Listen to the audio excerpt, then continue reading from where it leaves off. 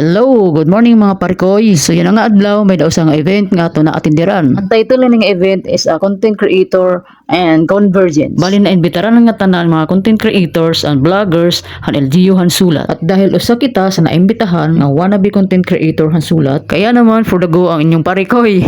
Sa totoo lang mga parikoy, maupay ko ini nga nagkakamay-ada ako experience. Hitsugad hini nga panhitabo. Kahit papaano nagkakamay da gyud kita bagong kinaadman. Hiunong hit content creation and vlogging.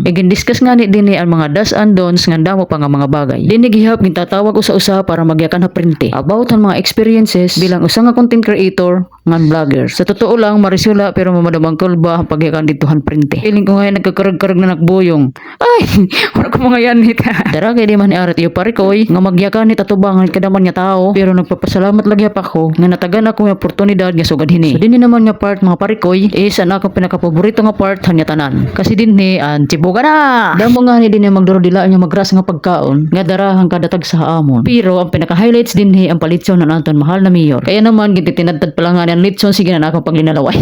Kaya naman wala na pagpinasiring-siringan niyo parikoy. Nagmila-pila ak kay bahay pa kaubusan. Habang nakapila pa ak nakikita ko na nga nakang maigriba nga sige na pagpinangaon. Adaduy, nadugang himbuntas. Habang natigharana kan litson mga parikoy. Agay, na tikihamot ko hiya mamahamot pa nga ni kan silay. Pero pag inabat ko nga mga oras dila ako ang binubuntas. Itsa nga mga idol pinapasagin na pag sinayot ira sobrang gutom. And finally mga parikoy, nakita na kikasasunan kay atong nakatiruhan. Yun lang ang paminyak sinusundan. Niyo yung gud na laking ampalaya na dugang na laking kabiter. Palitaw ka ang gitin ampalaya kay maupayin lalo na't sugad akon nga asukaron. Pagkatapos ang sibugan, napasabak naman hawara oras in intermission an iyo parikoy. Intermission nga medyo intermission. Sa totoo lang wala talaga king pakabulig han ira practice. Kaya naman dinidilak pistuhan loyo para makapagkalaw kan mga nag-uuna. Ngiting tagumpay panganak din kay natangpos ko na masayaw nga makaduhala kribang. Kaya nagiinit na nga nakin din mga parikoy. Nagimo pa kami ni Idol Bobby among bagong stepping ngan akon Idol Jorbil nga masamo. Dinhi naman nga part bali tapos na among program. Bali asya na ini an oras ang baranding, urumustahay ang pagikoro-kilala. Ngan syempre, ang sarayaw. Para akong pagkalaw talaga, bukod na busog kami nga tanan na magras mga pagkaon, is nag-enjoy talaga ang tanan niya para akon as ang pinaka-importante. Antes kami hindi din magburublog, nagdesisyon anay kami na kumadto kami tabing dagat. At syempre, upod tatag ni inasawa nga mahusay. Idol silay.